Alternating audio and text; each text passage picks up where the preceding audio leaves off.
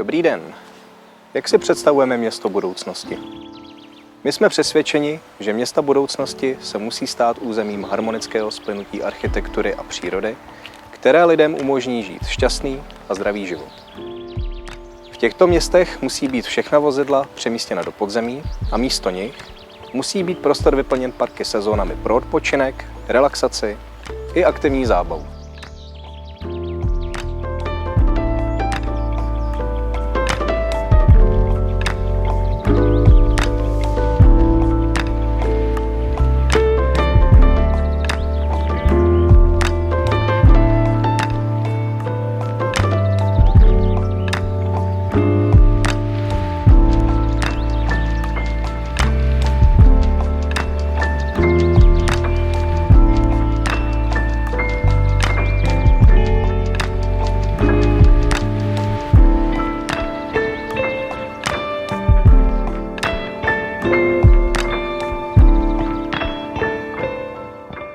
V moderní době, kdy běžně dochází k ochlazení mezilidských vztahů, se snažíme vybudovat prostředí, ve kterém budou lidé mezi sebou více komunikovat, navazovat přátelské vztahy, splývat s přírodou a využívat krásného parku ke své relaxaci a odpočinku.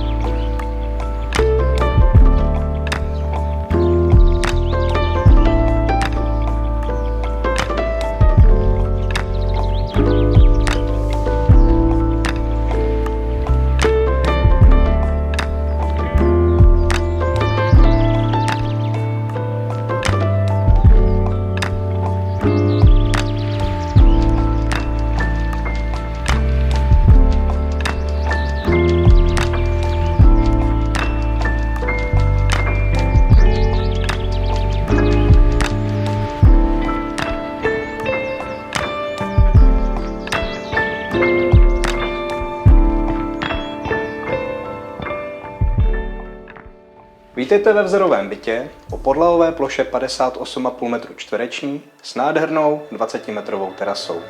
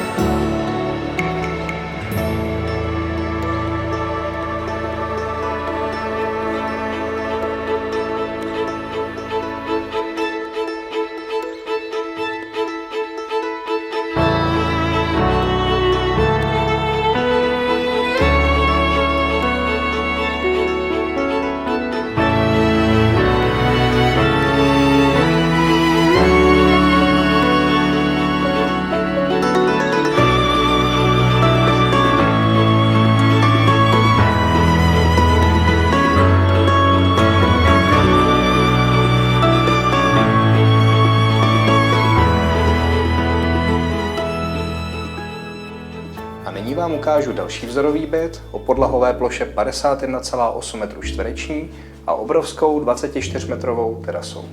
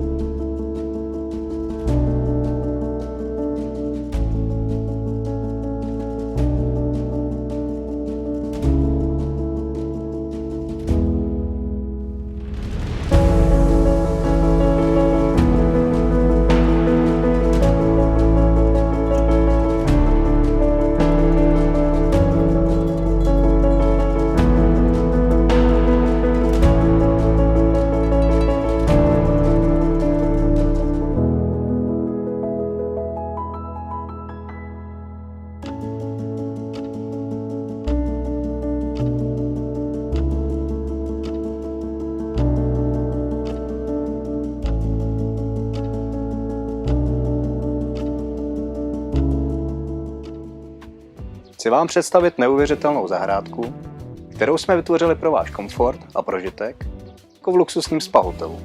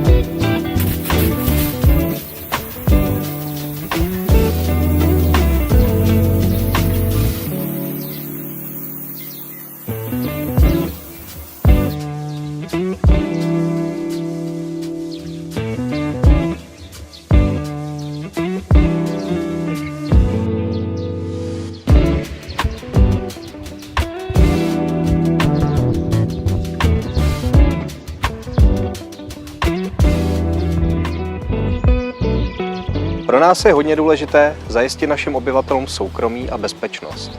A proto je areál uzavřený oplocením s použití bezpečnostního zařízení.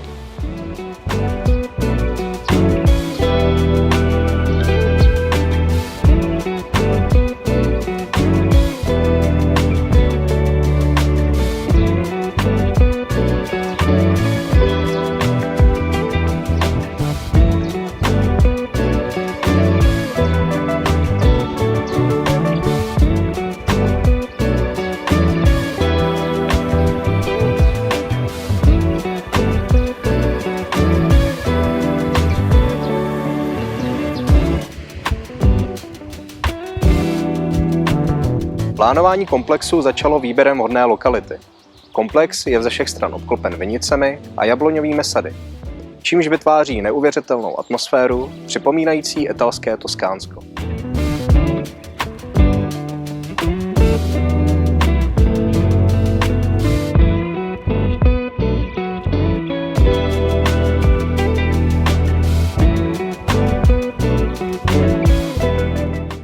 Když si vybíráte svou budoucí nemovitost, je velmi důležitá její poloha a vybavenost infrastruktury.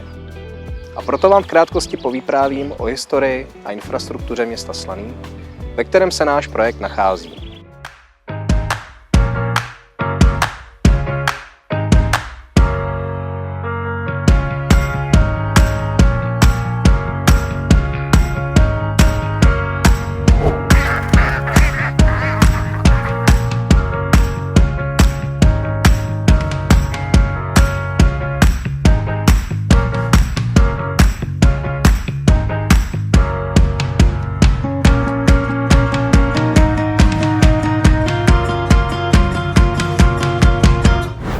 Po 15-minutové procházce podél Slánské hory se dostanete do centra města Slaný, které bylo založeno v roce 1350 jako královské město, o čem svědčí nejen slovo královské v jeho názvu, ale mnohé další pamětihodnosti města a mimo jiné i cedule.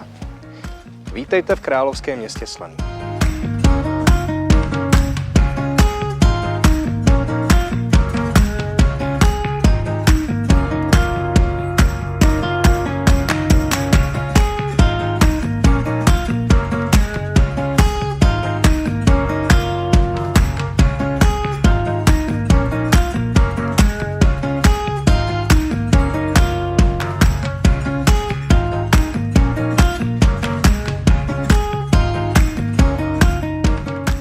hlavním náměstí naleznete mnoho kaváren a příjemných restaurací, pivnice s vlastním pivovarem a jazz klub, stejně taky divadlo, kde hrála Olga Šajnflugová, žena známého českého spisovatele Karla Čapka.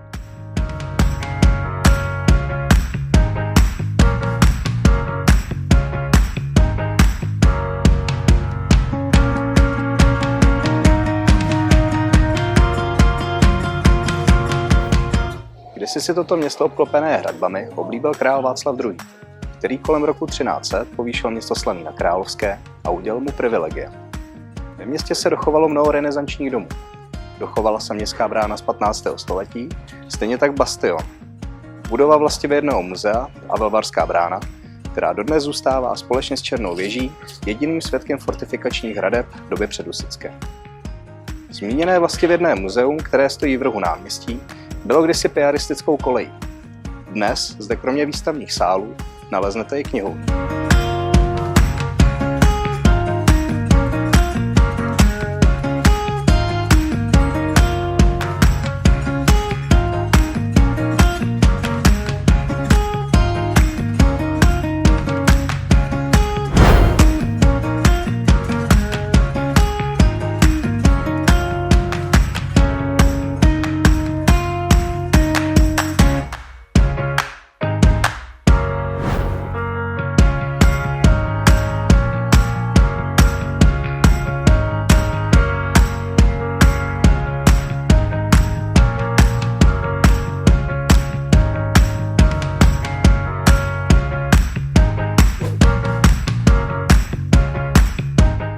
V Česku a zvláště v Praze rok od roku roste popularita golfu. Nyní se jeho popularita vyrovná fotbalu, hokeji či tenisu. V bezprostřední blízkosti pouhých 10 minut autem od obytného komplexu Slánský mlýn se nalézá 18-jamkové golfové hřiště. Je to místo, kde můžete strávit volný čas, vychutnávat si přitom nádherné výhledy, překrásnou přírodu a neuvěřitelnou atmosféru tohoto golfového klubu.